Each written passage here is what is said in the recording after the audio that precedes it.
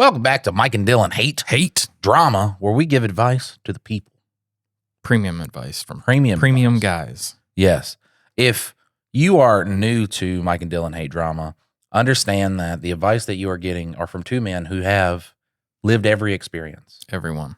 Have the most magnificent shaped penises because they are the perfect shape. Yeah, I mean, that's undeniable. We make love like Greek gods, except for when the Greek god goes after a regular person because they tend to get real rapey real fast. I don't know what it is about every religion where it's like you read about it and you're like, man, this is terrible. And then people were just like, this was the gods, you know? They just, especially in Greek mythology, it's just like, well, this one, you know, he raped a woman and then turned her into a snake bitch. So is that how Medusa got? Yeah, that's our god right there. Zeus, you know, he was raping everybody. God. Oh, I saw because that's the funniest thing with the Christian creators is like there's ones that were very, very like culty raised, and then they read the Bible and they're like Sodom and Gomorrah, I guess it was, and like they were talking about this family that the guy went away with two of his daughters and like left. And then they ended up having a bunch of kids. And supposedly the way the Bible wrote it was that the girls got the dad drunk enough that he would have sex with them so that they could repopulate. And it's like, no, like which do you think is more likely, that dad just had his way with the kids, or that two children swindled a grown-ass man enough to think that they weren't his children? Two daughters. Yes. His daughters got him drunk enough to seduce him. What a fucking... And I was just like, that's the Bible. The Bible. I mean, that's the book for some people. Listen, I'm not going to knock on you if you're a Christian, but I like the comedian that was like, you know, it was, you know, translated and then retranslated and some other things were taken out of it. Then it was translated again. The Romans got it and they translated it, and then it was taken and retranslated. And now you got grifters that are translating it again for the prosperity gospel. Yeah, I love when the Bible is just like, you cannot take any word out of this and change it. And then people are just like, you know what? We need to do. I love the Bible that's like the kid Bible, where it uses like kid slang and stuff like that. And, the modern day. Right. Yeah. I was like, wow, I'm pretty sure that's like one of the things where God was like, just don't do that. Just don't do what they're doing right now. And I think we've turned enough people away from this episode that we could just end it right here. Mike and Dylan Hate Drama. So our first submission for today comes from Israel Hoosier. Am I the asshole for disowning my mother and sister? But family things, most likely you were not the asshole. Right. I don't think we've gotten one of these, especially from like a listener where we were like, yeah, your family's just good as gold and you are... Terrible kid. Yeah, you're a little bit into yourself there, buddy. I'm a male, 18. I just recently moved into my girlfriend's house here after hearing that my little sister is pregnant. For a little bit of context, my sister, for safety purposes, her name will be Sammy, is a female 14. She has been hanging around a guy that was 20. Off to a great start. I was completely against it the whole time. I would tell my little sister and mother that I don't have a good feeling about him and that he should not be allowed around the house, nor my little sister. They brushed me off like I was crazy. My mom told me she would take care of it. I waited and nothing happened. He would still show up and she would still go over to his house. What really made me think something was going on was the fact that he would buy her a lot of shit. One day the guy was over. I told him to leave. Me and my little sister, I told him to leave and my little sister told him that you don't have to listen to him. And that pissed me off. So I told her to shut the hell up and I threw the guy out of the house. Then he drove off. Later that day, my mother told me that this is not my place to say whether or not people are allowed to be around my little sister. I then just moved out to live with my girlfriend and her grandparents. Then a few months later, I get a message from my mom that Sammy is pregnant, so I just disowned them. In conclusion, am I the asshole for disowning my mother and sister? What's his name? Like, I feel like if we have a 20-year-old man who is having sex with a little kid, like, we should not be like, oh, it's protecting not. We guilty. need to, throw in first, middle, last name, location, rough area of location, all of this stuff. What if mom said she would handle it and then she too gets pregnant by the 20-year-old? They're working on their OnlyFans channel. Average episode of Maury. My brother didn't want me with him because he said he was too old. But what he doesn't understand is that he says I'm an old soul. I listen to Red Hot Chili Peppers and Sublime so I could have sex with older men's. I have sex with older men's because their dick is bigger. And I like that. And my mama likes that. And then the mom comes up. It's like, yeah, I said she could date this man. And my son don't want my daughter dating her. Why does he think he runs this house? You remember the Maury episodes. Yeah, no. I think the wildest thing, though, is how grooming just gets, like, passed by. Like, obviously, yes, the 20-year-old has more disposable income, so he's going to then spoil a 14-year-old girl that, like, none of that is good. And, like, where's the fucking mom in this? Like, the fact that she's like, oh, you can't tell. Mom, you're not telling him, so I have to tell him. I shouldn't have to tell him. Obviously, we are in a fatherless house. Somebody's got to step up and be a man here and say, hey, the pedophile can't come over. Yeah. What are you doing, Mom? So she's like, well, your father was 20 years older than I was. I met him when I was 13. It's like, fuck. Yeah, I feel bad for this brother. Because, like, we did that story on the brother who, like, saved the girl from her boyfriend, that there was no, like, age discrepancy. But she was really drunk. Yeah, yes. She was really drunk. The brother was like, look, I don't know if y'all have had sex or not. You ain't staying in my house. Exactly, which is the solid thing to do. And that's really what you're trying to do. And you're getting told that you can't do that. And it's like, no, I'm the brother. I'm supposed to be protecting my 14-year-old sister from a 20-year-old predator. Like, that's my job. But here's the good part, too, is that the law does not care if mom was cool with it or not, especially at that age of discrepancy. Well, and now that she's pregnant, technically it's locked in. Yeah, you got all the evidence in the world. A baby. Yeah. So you just give a tip to the police. Yeah, just call up the cops, and you should do this 100%. Just the tip. Yep, this is 100%. And be like, hey, first, middle, and last name, age this, got this girl pregnant, first, middle, and last, and then the cop just goes over there and he arrests people. So yeah, that's a solid strategy. That is a solid strategy and one that you must do.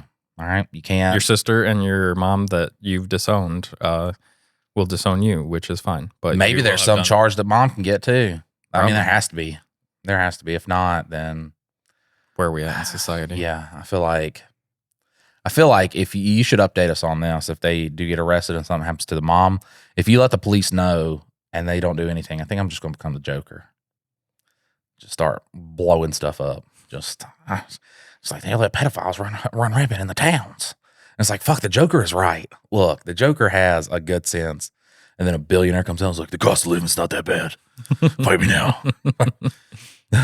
She's an old soul. Fuck, Batman's a pedophile sympathizer. Cheer for that movie. That movie.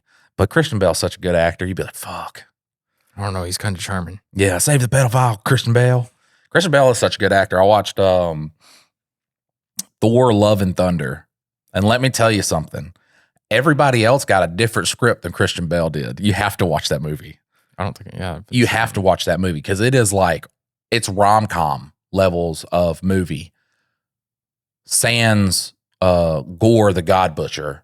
He is just like, my daughter died. He kills a god and he's just like, there's no love in this world, only pain and death, and such good acting. Christian Bale fucking lost like 500 pounds to play this role and shit like that. And he's a fucking skeleton. And then, Thor's just, I got a big hammer and a big hammer. If you get what I'm saying, because I'm a god and I got a big penis. And I'm just like, whoa, what the fuck am I watching? So wait, it's about gods? Yeah. Because Gore kills gods. He has a sword, the necro something, and he kills gods. I watched it. I was just like, it felt like I was watching a parody of a Marvel movie inside of a Marvel movie. I'll have to watch it. We got the projector. We need to watch it. Yeah, we got a theater set up over here. We do. We got a little. It's on the wall where the green screen is. So. Yeah, no, that's the funniest thing with Christian Bale, though, is they had that one clip come out of him like losing his shit on set. And then you actually spend a minute of time on set and you're like, wait a second, this guy was being a shit. And Christian Bale called him out on it because there's like millions of dollars being spent right now. And he's on his phone and shit like that. Yeah, fucking off. Christian Bale's always trying to give the performance of a lifetime. And He's like, I lost 120 pounds. I weigh 79 pounds right now. Pulled out 7 of my teeth to play this role. Yeah. And this guy's over there standing on his phone in front of the lighting. TikToks. Yeah, watching TikToks and shit. Just Christian Bale sitting there. He's like, my children. And all he hears is, teach me how to Dougie. Teach me how to Dougie. Like, can you get the fuck off your phone, dude? Imagine how terrible you got to be for a method actor to stop method acting. To just break fucking character completely. Someone had talked about that I guess was on set with them too, that was telling about the guy being the shit. And once I heard that, I was just like, oh man, like we should have cut Christian Bale some, especially as much work as he puts in. Like he's not a guy that just shows up and does lines and he's not interested in the movie. It's like every single movie. It might be a shit movie, but he does give it his all. Yeah. Well, and I think that's the thing though, is you like TMZ and that like realm always tries to paint celebrities in a certain light, good or bad, whatever. But like they try to go ahead and give you a narrative rather than giving you the context. Whereas if we got the context in the original clip, we'd be like, no, he's right for calling him out. But what we get is just the outrage, not the context. So TMZ is literally the Grim Reaper for celebrities, though, because they always break a celebrity's death. They're just like right there when it happens. They actually cause them. Yeah, that's the thing. That's what they're doing. It. That's how they're always there first, always, all the time. Any death that I've ever learned from is because TMZ popped up with it. And what's funny is I'll see them pop up. It'll be like 13 minutes ago, so and so died, and I'm like, man, I could post this on Facebook because nobody knows about it. But then I don't because I ain't gonna make money off somebody dying. But then I love it too, man, when a creator's just like, you see a video. Who was it that fucking died? Val Kilmer. When Val Kilmer died, there was 2 creators that I followed. That was like legendary actor. Val Kilmer died, and it is so very sad. Very, very, very, very, very. And it's like I'm looking at the time, and it's like they're trying to get to the minute mark so they can get that TikTok money. And the video's a minute and 1 long, and they're just like, I'm gonna take a slight pause so we can get how sad this is. He was great. He was in such movies as Tombstone, The Ghost in the Darkness. And then they just like start rattling off everything in theater performances such as this one right here. All right, we're at a minute. All right, guys. Val Kilmer will always be remembered for just all the great and then it hits a minute. All the great acting that he's done, and he'll be sorely missed. Later, guys. Don't forget to like and subscribe. Yeah, that's what I said. If I ever did fucking what, true crime, like and subscribe, so you don't end up like little Tommy who got murdered and found in a ditch. Like I would be like how I want to do it. I guess parodies of it. That's what we could do, man. I could do true crime, and I'm just so distasteful about it. Just because, why not? I'll be the crescendo. What this all has led to, and then Mr. Ballin and all the other ones are just gonna be like, this guy's fucking terrible. And I'm just like, I'm you, but without the, I mean, facade. Without the facade because they'll be like, I could tell you truly care because you really respected the victims. How did he respect the victims? He's like, this dude got viciously mauled. The funniest shit is when Mr. Ballin is talking about, because I'm sorry, he does this, where he talks about what a guy is thinking. And he'd be like, and he thought to himself, wow, it's very quiet out here. And then he dies. And I'm like, how the fuck did you know he was thinking that, Mr. Ballin? How did you know? Unless he was there. He's the TMZ. He's the grizzly bear. Yeah. He can morph into these animals. And he's like, I know. And he reads minds. I mean, if you can morph into animals, telepathic powers. Yeah. He's Bran. Yeah, there you go. He wargs into the animals. There you go. All hell, Bran the Broken. Fucking kill me, man. I can hold no titles. I don't want anything. Well, guess what? You're going to hold the biggest title. Because he doesn't want it. No, you know who didn't want it? Jon Snow. Because he always said, I don't want it. I don't want it. I don't want it. Winter is coming. It's the living versus the dead. That's the only battle we should worry about. And they finished it. And I don't want it. Yeah, they finished it in 1 episode after they took 2 episodes just being like. No, they took fucking 8 seasons to get to that battle. They took 8 seasons to get to that battle. For the last 3/4 of an episode. Yeah. Yeah, just, God. And look, I was all cool with it too because I do like the high in the halls of the kings who are like Podrick really set the fucking tone. And then you get 50 minutes of, I can't see shit. Dark. I don't see Darkness. nothing. You got Beric Dondarrion, fucking, he's been brought back 7 times. All right. Dies last time. To stand in the hallway like this, not covering nothing, and the whites are just like, fuck me. Can't get by. Yeah, can't get by this guy. Can't get by this unmovable wall. We're going to stab him 40 times until he falls before we can walk past him.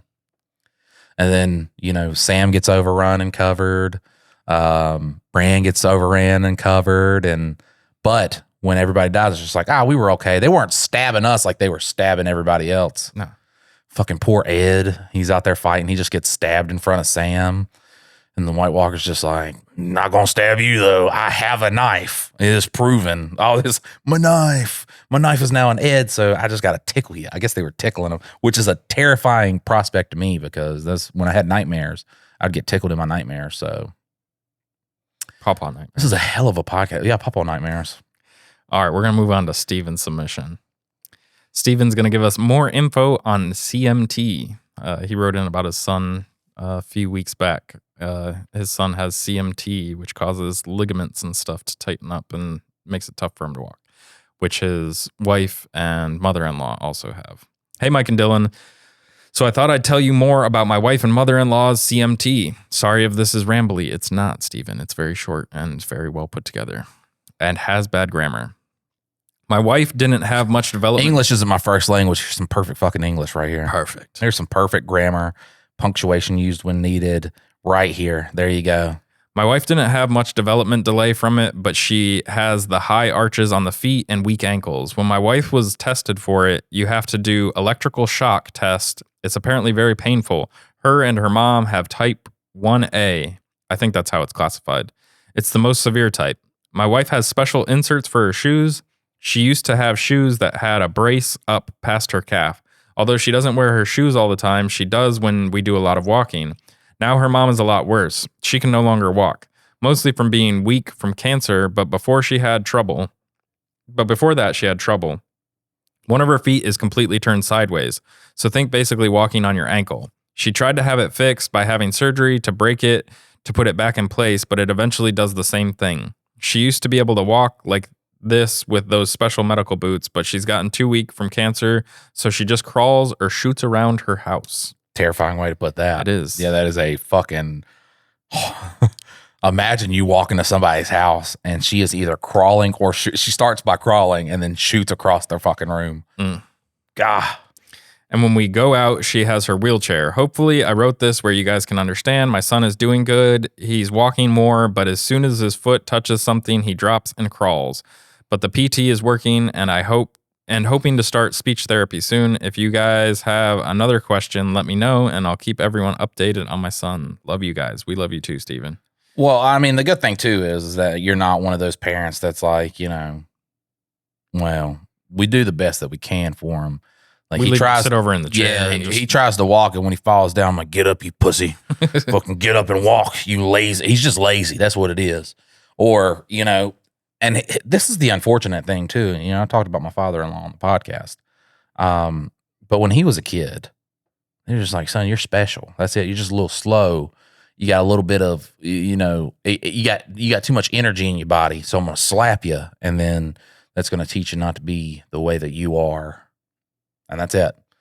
So autism back in the day was just tough. I mean, not as tough as like Down syndrome or any of that stuff. Cause they're like, now we're going to put you in this medical facility that 50 years from now, they're going to say it's haunted because of all the scary shit that happened in here. And we're going to forget about you. We're just going to leave you. Yeah. They're going to shock you. They're going to lobotomize you. They're going to do weird and fucking creepy experiments on you. And nobody's ever going to say a word because it was done in America. So it's like every asylum for, whatever disability.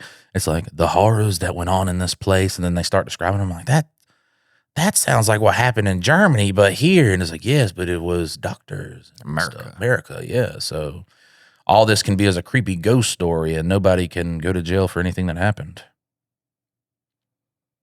Well, as terrible as it is, that is how they learned a bunch of shit, like of how things work. Not that it makes it right, but like they learned a lot of stuff by scrambling people's brains up and being like, oh, this doesn't do good things. It does bad. Sans the cost of living. It's a good time to be alive right now, though. We've learned a lot. Yeah. It's not like, so we're going to have to laser your eyeballs to fix this. And it's like, what do you mean by laser your eyeballs? We're going to hold you under this infrared thing's going to burn your eyeball out. You're only going to have one eyeball. But what that's going to do is it's going to allow God to enter your body through the eye hole. And then he's going to heal whatever you got going on in there. It's like, please don't. It's like, no, we're going to force you to do this. You don't get a choice. Yeah.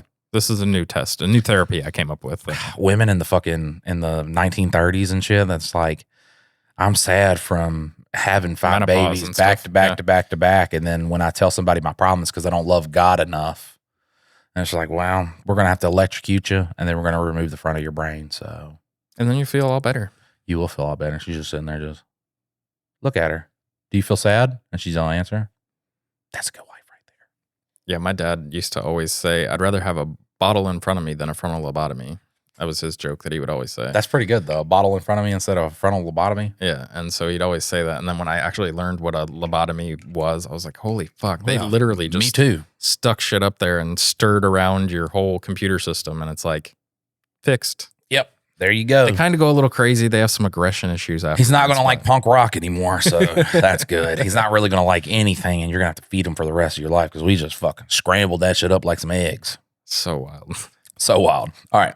So our next submission is from nobody. This person is no one. They're a faceless person. The title is, Did I cause my sister to be taken out of my parents' will? The message, this is kind of crazy message story, but here we go. My sister used to call me drunk as hell and go on about random things for months. I tell her a situation I was in, and the next thing I know, she's telling me the same story back, claiming it happened to her. I dreaded her calls. I hate people like that. It is important for me to note I am not a Democrat or Republican. I have always been in the middle. Both sides do bad and good, in my opinion. When Charlie Kirk died, I, for some reason, was very affected.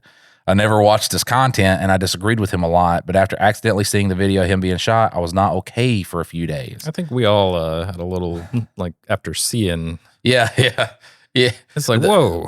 Yeah, I don't like any politician. At the same time, I don't want to see blood squirt out of their neck. I really wish I would have not seen that video. But I think the thing that helped me out was then I saw we are Charlie Kirk, we carry the flame. I seen a bunch of those edits and it really helped me. Did you see the Drewski? Like, I didn't really think Drewski's skit was that funny, but the outrage from it is just like, everybody's like, well, what if we did blackface? It's like, it happened for a long time. Right, It used to be very There's prevalent. way more instances of us doing blackface than there is of black people doing whiteface. And I'm sorry, but like when Dave Chappelle did whiteface, it was hilarious. And Drewski did nail a lot of, like, with the little fucking puppy, and he's like, and I need the organic pup cup for my. It's just like, no, you pretty much nailed a suburban housewife conservative lady. Like, that's pretty much, yep, you got it. I ended up texting my sister, very liberal, and asking her if she thinks the murder of someone for having their own opinions is okay. She never answered the question, but tried to change the subject, which led her to say, what have I ever done to you? And I unloaded on her. For context, I said a lot of things, including but not limited to. I love when someone fucking starts a sentence with that. You pretended to be suicidal and told me that it was my fault when I was 12. You tried to get me to end my life over being broken up with when I was 16. You have always told our parents, you have always told me our parents are horrible people, but never had a reason for doing so. I blocked her after that. About a week later, she stopped talking to our parents and our grandparents. We don't have any other close family. And about a week after that, she filed for divorce from her husband. They had been married for just over a year. Since then, we have found out from her husband that she told him she was homeless. All of high school, she was not. When she told my parents she was bisexual, they kicked her out. She never told them that, nor was she kicked out. And she upped and left one day randomly, and she was cheating on him. She did not talk to any family members for months. And finally, my parents decided to take her out of the will. Typing this out makes it all feel obvious, but somehow I feel responsible for all this because it happened after our last conversation argument and me blocking her. Love the podcast. I listen to every episode. Also, I am a female in case that matters. I would have not gotten female from this whole thing. Really? I just didn't know. It didn't come out as female. But here's the thing. Is I love that Charlie Kirk's death was the thing breaking point to push this over the edge. But no, I mean, I think she just put that in there so that we would talk about politics. Charlie Kirk aside, Charlie Kirk aside, there seems to be many things wrong with your sister. Okay. She was cheating on her husband. She makes up lies about how her parents raised her, which, listen, that is a super liberal thing to do. It's just like, I have trauma from how my parents raised me. Like, they wouldn't let me. I would be in the back seat and I would be singing chicken nuggets, give me them in a bucket or something like that. And one time they told me to stop singing that, and that really destroyed my artistic, creative side. So they were horrible people. And, one time I wanted to go to this party and my dad said no, and he was super controlling, even though the party had like 40-year-olds in it. And I was 11 years old. Super controlling guy. Look, some of that stuff. Are you saying that right wingers abuse their kids legitimately and then liberal people just don't? No, I'm not. How did you even fucking get that? Well, because you're saying that liberal people are like, oh my God, my parents told me. No, there's just a lot of that. There's a lot of that. They're the people in Reddit that's like, you need therapy, your dog needs therapy, your cat needs therapy. Everybody needs therapy right now. Okay. I am saying that. Necessarily, they don't come from bad homes. And then especially like, and I've seen this firsthand with people in our family, is the child will be liberal and the parents are bad solely because they're Republican. Even though like the Republican parents are just like the nicest people I've ever fucking met. And she's like, I think I need to get into therapy. I'm like, I don't think you need to be in therapy. I think you need to understand that this is America. People are going to have different values and such. And we've talked about that on the podcast of people having different values and stuff. I thought the Eric Kirk skit was hilarious just because, like, look, nobody celebrated Charlie Kirk's death harder than his wife. Yeah. I mean, she was fucking getting lowered on stage with a zip line while fireworks are going off. That is, I'm sorry, a celebration. If I'm in the afterlife, it was a celebration of his life. Yeah. It was a celebration of life. Yeah, of life. Not his death. And then her taking over an empire. She getting all that money, yeah. She getting all the bukus of money that Charlie Kirk was making. Here's the thing, too, though, and I don't believe anybody should be killed for their political views. The thing is, when you have your Charlie Kirks, or what's that one guy's name? His last name's Masterson or something like that goes out there and active in public and like is talking shit about the antagonizing. Yeah, antagonizing the other side. People are people, and unfortunately, this has been proven throughout history, is that people tend to get violent. Like they tend to get violent. They get crazy over politics. That is something that we have obviously seen in the past 10 years. People get more and more crazy over. If you go out in public and you are and it doesn't matter if you're right or wrong in the situation. It does not matter if you're right or wrong in the situation. If you come at it from a combative point of view, you are then going to piss people off to the point where they want to see you die, okay? And then a couple days later, Netanyahu makes a video that says, it definitely was not me, dog. Well, that's my thing. I don't think that it was necessarily some random-ass left-winger that was like, you know what, I'm going to take out Charlie Kirk. Like, it feels very much more a conspiratorial, like, this is a guy that we can create a messiah complex around and then build from there than it And was. before you say that, there was legit people in comment sections going, I guarantee you in 3 days, he's going to rise again. Charlie Kirk will rise again. And I'm just like, oh, wow. I was like, we're really in the sauce now, boy. I did think, I was like, it's going to be civil war. You have legitimate politicians right now trying to name shit after him. Like he was like this fucking. Put him on coinage and shit like that. I'm like, dog, he was an influencer. Naming like 30 roads in Florida after him. Like, what are we talking about? Such a Florida thing to do, though. Such a Florida thing to do. But yeah, it's just wild that we've gotten so far down this whole political thing. Like, and it's so entrenched that like you're saying, the people on the left are like, oh, they're a Republican. I can't associate. It's okay to cut off family because and it's like, maybe you try and help them both sides see the light. Spectrum. Like, there's a good majority of people in the center that are like, all of this is stupid. They have come to this conclusion that all of this is stupid. And then you have people on the far ends of the spectrum who are just, they take it to the nth degree. Civil war. And it's all crazy and stuff like that. But I do feel like we are coming more towards a time where the majority is saying, hey, the cost of living super high, gas prices are super high. We don't want to be in a war and shit like that. We don't want any of this shit taking place. So they're kind of coming together, and I see people putting differences aside, and I'm seeing, Republicans and Democrats make fun of people. It's Donald Trump going to it was that convention where they were like, the guy was like, do you guys want impeachment trials at a Republican convention? They're like, fuck yeah. And he's like, oh, wrong answer. What are we doing, guys? Like, fuck. It's people coming to the realization And that's why ultimately I did want Donald Trump to win the last election. And that sounds crazy. That's not, Mike, what are you doing? But until that side saw that their Messiah, the guy that they were so fucking enthralled with, is a nasty, awful person that's not going to fix anything, they weren't going to come around to the idea. If Kamala Harris wins the election and shit goes as bad as it does now, the fever pitch for Donald Trump only grows more. And I think more so the Epstein files would have been pushed to the side. More so the shitty shit that happened would have been pushed to the side because everything's fucked. And they were like, well, if my guy was in office, everything would be good right now. Their guy's in office and everything's still fucked. So now that brings that a large portion, especially the far right. The far right, I don't think anybody in this country hates Donald Trump more than the far right. And that's for his ties with Netanyahu. If a little bit of anti-Semitism, okay, has to bring a country together. God, I'm sorry, Jews, it's happened twice now, okay? Then as long as people are kind of together, people do have to realize Jews are not the problem, okay? It is the elite of any race, demographic, whatever, that's going to be fucking shit up.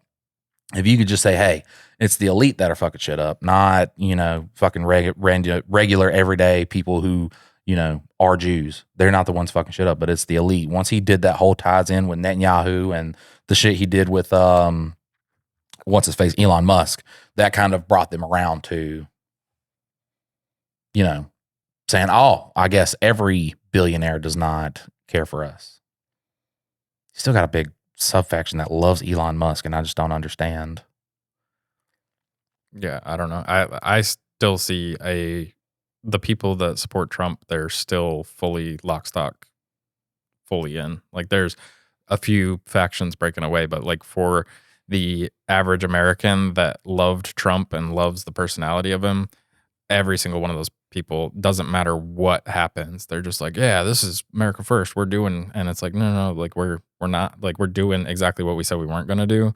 But since it's this guy, it's still, you're fully bought in. And like, I see all the people that I grew up with that for the most part didn't really care about politics, but then fell in love with Trump. They are still 100% bought in, no matter what happens, no matter what he does, no matter, like, war in Iran is for America somehow. Like, the not doing the Epstein files, 100% okay, because it's a conspiracy that he's in there. It's not real.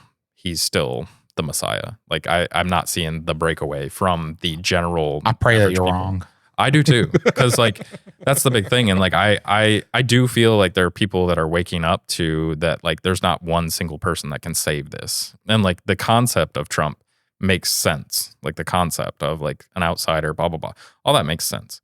But then you have to look at the guy, and he's not that guy. He's not the guy that's like completely selfless.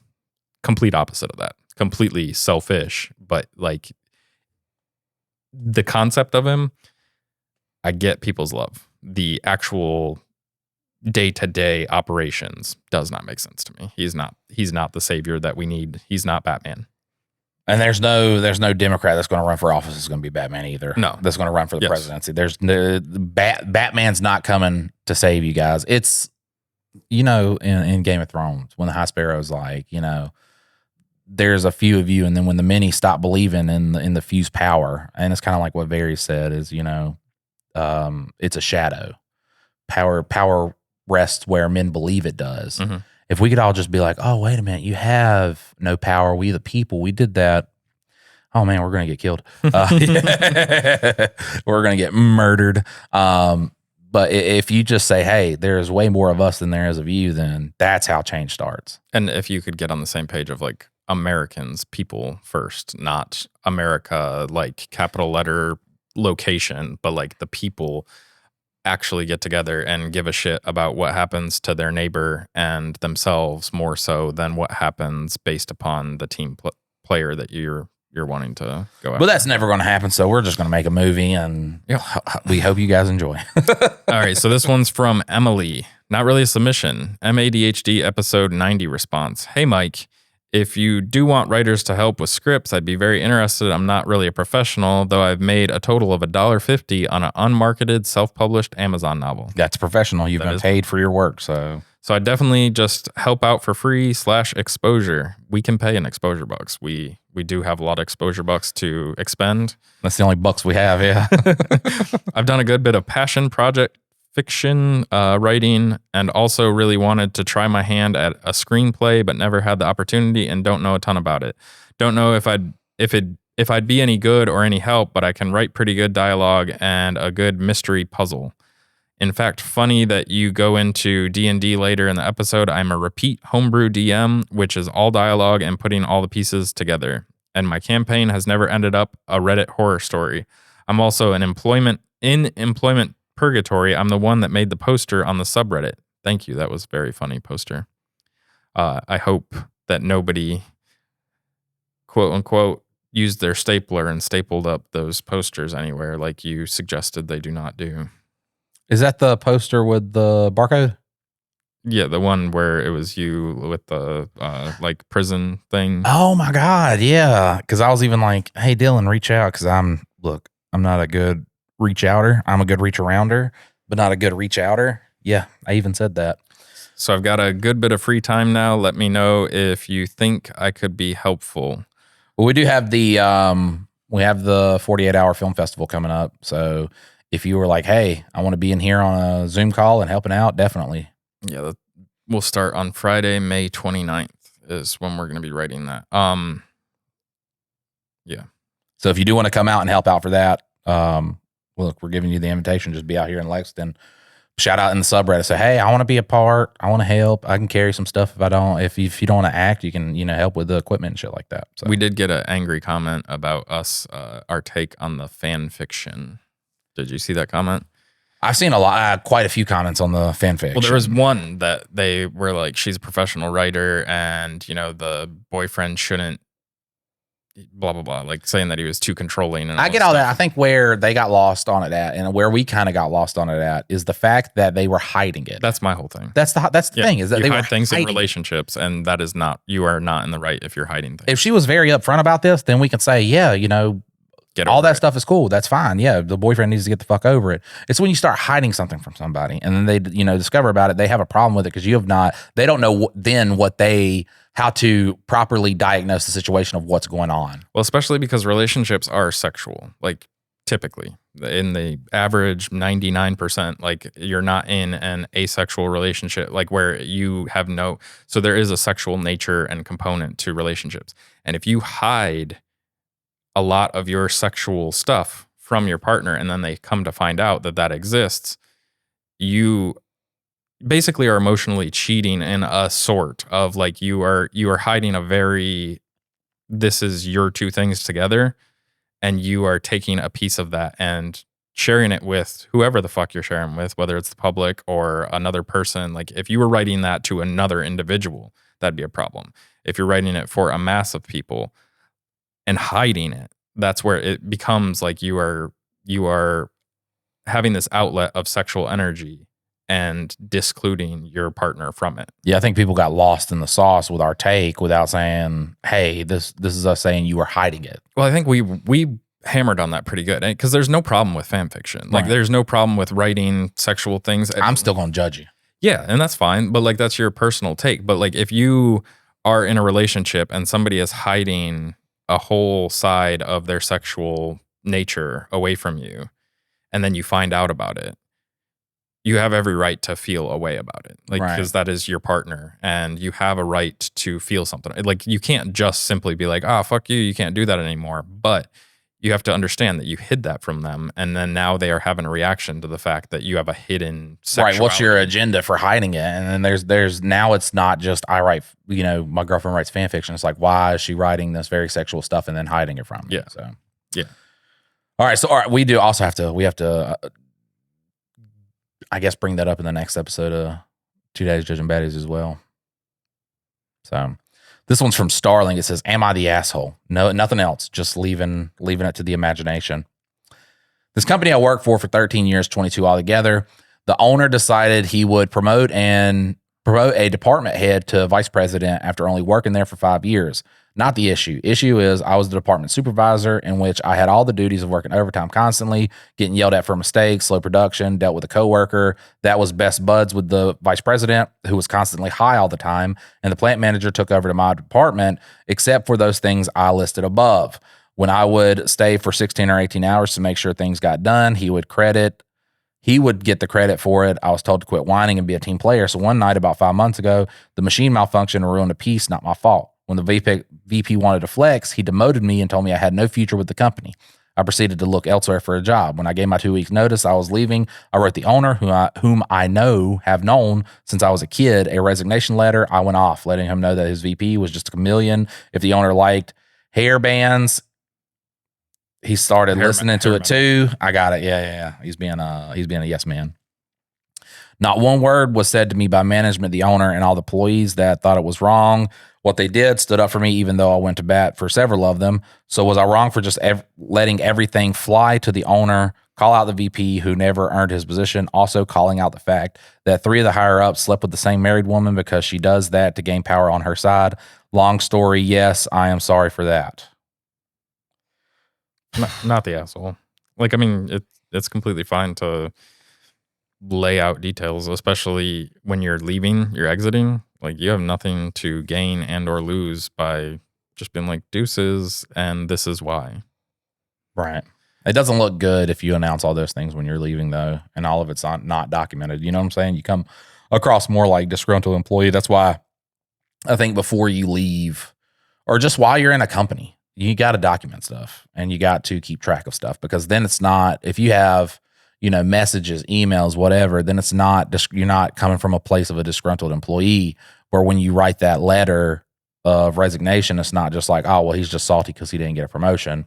Then it's like, hey, we have all this documented evidence of all this foul play going along. And then you have more of a standing with whatever you're going to do in your next venture, whether that be, try to go after the company for anything wrongful or anything like that. It's just best to always, if you're in a situation like that, to document everything that happens, everything that goes wrong. So then when shit finally does hit the fan, you don't just seem like, I'm salty about not getting a promotion. Yeah, but everybody's sleeping with this woman. But you're just leaving. Like, so there's nothing, you're not gaining it. Like, it's not like you're getting your job back. It's not like your only thing is basically, it's like a therapy session of you just dumping the load of things that you were disgruntled about. Dumping the load. Yeah. And like, that's the thing is I don't see any problem with it because they are leaving. Like, they're not trying to save their job. They're not trying to get undemoted and get back in your position. They're not looking to gain anything or even like have the VP like, but the leader of the company made a decision based upon what was good for the company. And they thought that this person was a better leader or was the best leader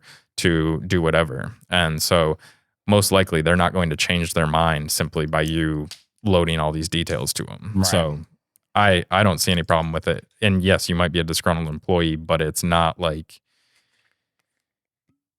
you're not looking for any specific outcome other than just saying like, hey, this person's a piece of shit and this is why.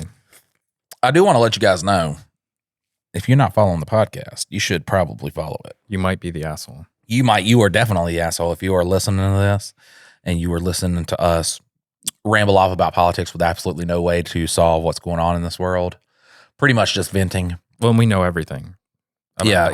We're the best political whatever pundits that existed. And we know every single religion, so we can spill off the mouth about that with the precision of a sharpshooter. But if you're listening to all these high quality takes without following, guys, that hurts us in our hearts and in our souls. Yeah, and also the bonus episodes that they would get if they were to just pop over to the Patreon. That is true. We do have bonus episodes, and you can get those for the low cost of $5 a month. And look, you're going to be like, Mike, it kind of sounds like I'm having trouble with this lid right now. It's fucking with me. Mike, $5 is a lot in this economy. It is. It is a lot. But me and Dylan are trying to get to the point where when someone says $5 is a lot, we're like, how? How is $5 a lot? Yeah. You can get a steak with that. And it's like, well, do you know how much that costs? I'm like, yeah, $5 for a steak, 50 cents for a gallon of milk. just like everything was back in the 1950s when I first got very, very rich. I love it when people lose their sense of, I'm about to give up on this, and it's just going to be open. Yeah, it's just going to be open. And they like people lose their sense of. Wait, you put it in the table one instead of the one that's in your pocket? That's probably empty. Yeah, the one in my pocket is empty. Maybe I should transition some over. Yeah, it fucking completely empty. Not a fucking. Mike is sitting here trying to jam a bunch of old slobbery. Yeah, now I got pods to move in with my there. finger. Some of them been in your mouth. Some of them been in my mouth. Yeah, Mike's writing a movie where he wants us to. Oh, we definitely kiss in the movie. Yeah. Yeah, look at Dylan. We kiss in the movie. We do. There's a kissing scene between me and Dylan, and it's to avoid being killed by a demon. That's why we have to kiss. We're gonna do this thing. Yeah, we're gonna because I imagine the scene is like where there's like we do the lips inside. Wow, what a good. See, if somebody's gonna pay us millions of dollars, a kiss scene makes sense. For us to not make any money on it, I'm not really. How do you feel? I'm not bought in on the kiss scene. How do you feel about my character as a person? That I wrote a movie it's a completely indie film. We're shooting it guerrilla style, no budget, and I. For no other reason than just saying there's a kiss scene. Yeah, that's it. There's a kiss scene. The first movie that I write that me and Dylan are gonna. Well, technically, it's the second movie that I've written that me and Dylan are going to do. There's a kiss scene in it. I'm going to get a body double. What would be funny, though, too, is if, like, this movie does, semi-well, we write another movie, and then in that movie, there's also a kiss scene. It's like, what the fuck is this? What's going on, Mike? What's going on? And it's just like, well, I just want to kiss you, brother. Probably find a way to get out of the kissing scene. It's very it's woven into the fine threads of the story. Like I don't think the story makes sense unless we kiss. I don't think we have to actually kiss. We do. I think that's that's the crescendo. It's really the payoff for the whole Have you been movie. Talking to the Illuminati? Is that what's happened? This is our humiliation ritual. You finally got in touch with somebody from the Illuminati and you are getting inducted, but in order to get it was Mike Tyson. Now kiss. Y'all got to do a kissing thing. Y'all got to kiss each other on the mouth. You're such an asshole. Dr. Phil. Someone said do a Dr. Phil. I was like, I don't remember doing a Dr. Phil impression ever. I think you tried one. I think you have. Did I? I think it was this one, kind of like a Bill Cosby. Clinton. Yeah. Bill Clinton. And it's imperative that you guys kiss each other on the lips. And, we've done scientific research that says kissing each other on the mouth makes a high quality movie, where if you don't kiss each other on the mouth, it's a low quality. Do you really have a problem with the kissing scene? I'm probably not going to be down for it. Yeah, it doesn't. What is this? It's comedy. It's a comedy. Yeah. That is the part that we think we're going to thwart a demon by doing a kiss and pretending to be gay. That is peak levels of comedy. Sorry for that pop. I guarantee it did not. I just all over that shit. All over it? Yeah, fuck yeah. That's why we got to put the headphones back on. People wearing headphones feel like I just blew in their ear. Maybe they got turned on a little bit. All right, well, look, I guess we gotta wrap this one up at 50 minutes. We read all the submissions, guys. So, look, we love you so much, and remember about the 48-hour film thing. If you want to help out, just get in that Reddit and say, hey, I'll be in Lexington, North Carolina around May 29th through the 31st. May 29th through the 31st is when we're going to be working on this. So, we'll guys, be filming it on the 30th. We'll be writing it on the 29th, and we'll be editing it on the 31st. Right. We do need to get a Rolodex of contacts. Crew and Yep. cast. Yes, we do, guys. We love you so much. Mike's probably gonna write in a kissing scene for that one too. Yeah, I'm gonna kiss everybody that comes. I'm like, and we all got to kiss. We all got to do a group kiss. We all got to make love. After we kiss, though, there's like a scene where we're in a bedroom thinking about how we got to make love to each other. See, we could make it funny because we didn't actually kiss, and then the demon knows that we didn't kiss, and that's why we move it to the making love scene. Maybe that'll work like that. I don't know. I still got to write that part too. So yeah, it's not written. We're still working on it. It's not written in stone. We did solve a big problem today on it. So we did. Yeah, we did. That's what the good part about doing like table reads and stuff like that is. Then you can like flesh out ideas, and that's what's good about me writing alone. Is I was trying to put it all together, and then us two coming up with ideas. It sucks when you can't like really dive into like how we change things and stuff. I think after we get a couple of amateur pieces out, we're going to have so much more to talk about on the podcast. And then we'll be free to talk about it. And it's something that we're very passionate about too. So we can talk at length about it and do 3-hour episodes of one kissing scene in a amateur film. Guys, we love you so much. We'll see you next time. Later.